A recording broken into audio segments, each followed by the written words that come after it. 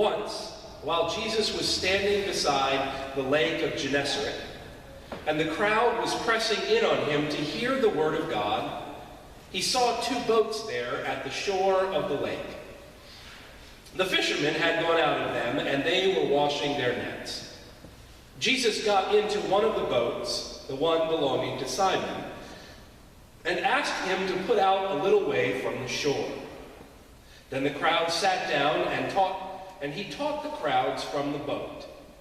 When he'd finished speaking, he said to Simon, "Put out into the deep water and let down your nets for a catch." Simon answered, "Master, we've worked all night long, but have caught nothing. Yet if you say so, I will let down the nets." When they had done this, they caught so many fish that their nets were beginning to break. So they signaled their partners in the other boat to come and help them, and they came and filled both boats, so that they began to sink. But when Simon Peter saw it, he fell down at Jesus' knees, saying, "Go away from me, Lord, for I am a sinful man." For he and all who were with him were amazed at the catch of fish that they had taken. And so also were James and John, sons of Zebedee, who were partners with Simon. And then Jesus said to Simon, "Do not be afraid. From now on, you will be catching people."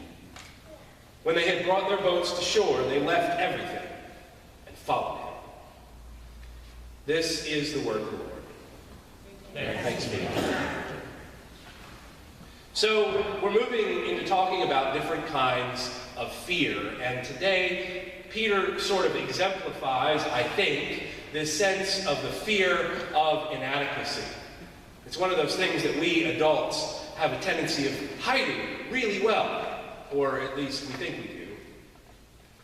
It is clear from Peter's reaction to this huge catch of fish that on some level, when Jesus calls him, he thinks you have to be perfect, that you have to have it sorted out, that what's on the outside that we pretend to show everybody needs to be sorted out on the inside, where we feel like we're not what we should be. We've not been created to be perfect, but we live in a culture that tells us to do everything possible to make it look like we've got it all together, even if we are falling apart. If we're not wearing the right mask, it is true that we are told we are not acceptable. We are bombarded with messages of advertising that tell us if we just buy this or have this or do that, we will somehow become acceptable until it becomes obsolete and we need to get the next model of the phone. The truth is that on the inside, some of us are probably dying because we are unable and have no place to share the pain that is on the inside. And we think on some level that, and folks on the outside of the church on some level probably feel that they've got to get their life together. And when they see those of us who are in the church not having our lives together, they say, "Oh, look, just a bunch of hypocrites." But that's not who Jesus calls. Jesus calls broken people who fall down pretty openly. The disciples, one right after the other, we look at them and think, "Oh my gosh, how could they not get it?" The truth is, when Peter falls to his knees and says, "I am a sinful man," the church throughout the ages have picked this up and said, "Look, we're all horrible people, sinful worms that we are." You might have heard that before. I don't think that's what Jesus is talking about at all. This is not a call to tell ourselves how awful we are in the sight of God, but to know that we are covered by God's grace and love. So we don't have to focus on being overly pure. We have to focus on our willingness to say, "I will go, I will follow, for however messed up I might be, I am willing to follow no matter what." We may not do it well. We are called to follow, not deconstruct. We're not called to lead, we're called to follow and to serve others, and it is not always easy, because we are walking around on the inside often feeling like we don't have it together and that we are frauds. David Letterman, who grew up in the neighborhood where I did, so I like to claim him, and he kind of grew up with my mom and aunt, used to say that he was afraid one day he would wake up and everyone would realize that he was nothing more than a fraud. which I always appreciated because on some level, what it recognizes that no matter what level of success we might reach in life, there is a part of us deep down where we feel like, well, gosh, if people really knew. The truth is that sometimes, though, we are not always good at acknowledging those places where we feel inadequate. And that is important, because the truth is, I don't think we can make those feelings go away. And if we ignore them, they end up bubbling up in other ways. Some folks, when they deal with feelings of, or fear of inadequacy, deal in what's known as self-sabotage.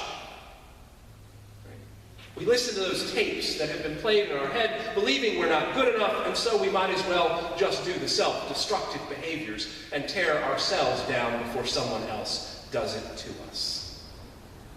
For others, it might be criticizing the weakness we see in others without ever facing our own, because it is far easier to pick on others than it is to go, oh, wow, if I turned that around on myself. And then the one that we always talk about for some folks is overcompensation, where we feel like we're not good enough, so we are going to do everything in our power to overcome that and to prove that we are not our weaknesses. We might hyper-excel in some areas of our lives simply to cover up our deepest fear that we will never be enough. So let me share some of mine without too much dirty laundry. Most of the time, the tapes that we play in our head almost play without us even thinking about them. And sometimes, frankly, they can limit us and keep us from being free enough to serve others. When I was growing up, I was told by a few teachers, some directly, most not directly, but I'm smart enough to pick up on social cues, that I wasn't particularly smart, that I was actually pretty stupid. I was told in middle school that I probably should skip high school and go to trade school. Thankfully, I had parents who were not going to let that happen, and I got tutors, and it turned out that I had some learning disabilities. But it was clear to me from my teachers that I was not worth most of their time. But I had a few educators along the way who would not allow those tapes to have the last word. You see, by the time I got to college, and see, that's what happens when you are a person of privilege, not extreme privilege, but privilege enough that when you are labeled this way and you have a few folks that are willing to kick down doors because the system is supposed to work for us, you eventually are able to possibly get to college. And I did not fall all the way through the cracks. They find a place for you to succeed when you come from a privileged background, and yet, you know, my parents were not and are not rich. They had to take out loans, I took out loans, I worked, but I still had the privilege enough to have doors open, the doors that would not have been opened if I know a phone call hadn't been made.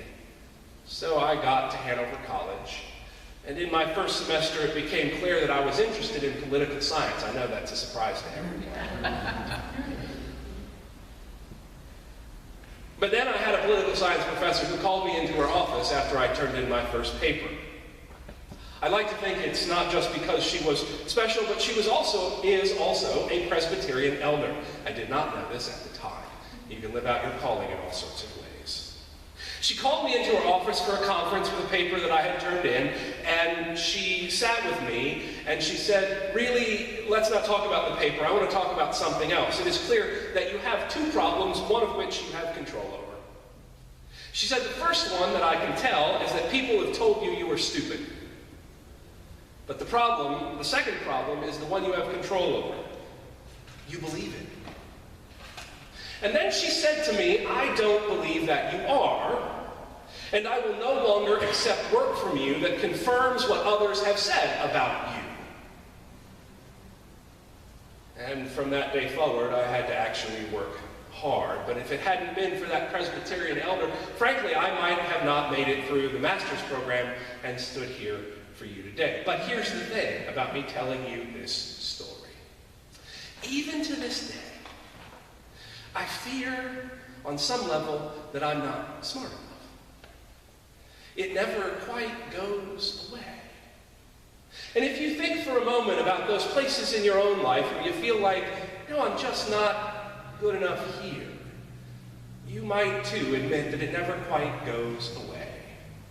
So I overcompensate by reading everything I can get my hands on. I don't know why I read things about electrical engineering. I still don't get it, but I'm trying. but I overcompensate by doing that.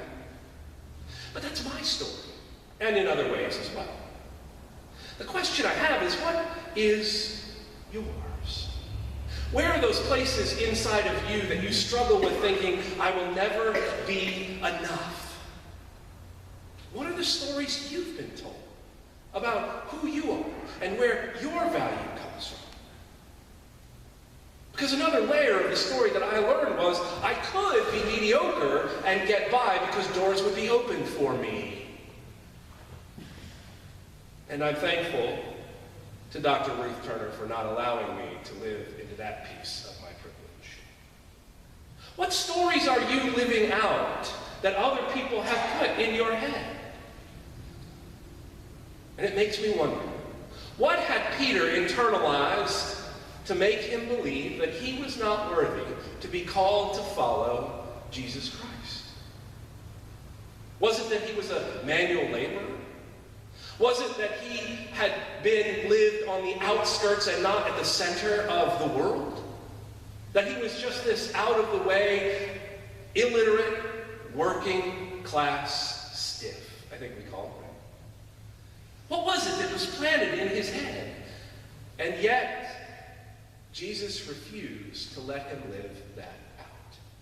Peter could only see that his future was that of a fisherman, an owner of a small business, a worthy goal. But God saw something in Peter that he could be the rock of the church, a leader of something that would transform the world. This guy from an out-of-the-way place who had a boat and a few nets. And all Jesus asked of him was, follow me. He says, do not fear. But he does not say there is nothing to fear. That the fears in our head will continue to nip at our heels, will continue to tell us that we are not good enough, that will continue to tell us that we aren't enough when it comes to serving God. But here's the thing, when we in the Presbyterian Church ordain or commission people to service, we say this: the grace bestowed to you in your baptism is sufficient for your calling, because it is God's grace. You are enough. The willingness to follow. Even Paul, and I know we're not a big fan of Paul, but Paul says even in his own striving that he knows he will fall short. You can look it up. It says, I would that I could do the good that I wish. Or later in a better translation says, for I do not do the good I want. Even Paul, who we put on a pedestal and call saint and say we could never be that way except for the other things he said that we don't like particularly well because he was blinded on those. We could never be like that. But he's a living example of no matter our failings and our falling downs and our desire to serve and to love is enough for our calling. So if you are falling down or believe that there is something in your life that stands in the way of new life and growth, know that transformation can come even if those things never go away. Remember, Paul had a thorn that we've tried to figure out, and I think we never will.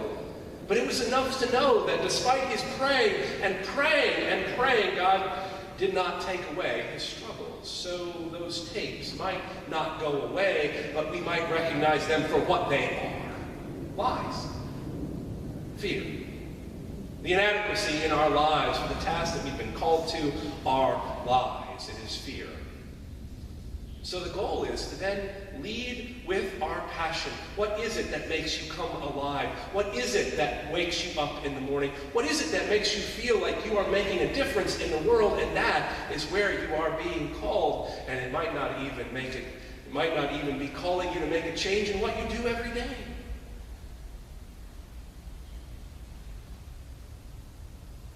The ideal for all of us.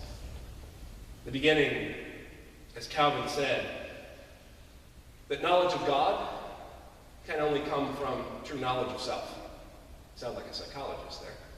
But also that knowledge of self will only come through a true knowledge of God. It's a basic recognition that despite all of our strivings and our desires and our hopes, that we will never be God. that indeed there are some places where we will be inadequate, and that is okay. God can use that anyway. The ideal is to acknowledge our limitations and our strengths, because playing small does not serve the world. You do have significant gifts. Don't hold back. Share them with others. To grow, to evaluate, to fall down, and to fail, and to get back up in the service of something greater than ourselves, our desires, or our individual likes is what we are called to do. So get up, Jesus says to Peter, and follow me. Jesus really wants the likes of us, serving the world. And on some level, that ought to make us laugh and fill us with joy. It makes me thankful, and it gives me hope that we can all indeed be set free for